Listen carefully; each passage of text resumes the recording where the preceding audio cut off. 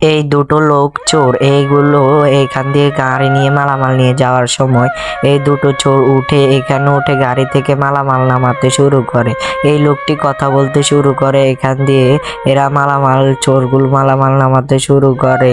তারপর অনেকগুলো বক্স নিয়ে তারা চলে যায়, তারপর গাড়ি থেকে নেমে যায়। তারপরে এই বক্সগুলো তাড়াতাড়ি প্যাক করতে বলে, ওদের কোনো খবর নেই। প্যাক করে নিয়ে জঙ্গল দিয়ে এগিয়ে যাওয়ার সিদ্ধান্ত নেয় তাড়াতাড়ি। ওই লোকটা গাড়ি থেকে নেমে তারপর পিছন দিকে যাওয়ার সময় দেখে যে তার অনেক জিনিসপত্র এরা এখানে নিয়ে এসেছে।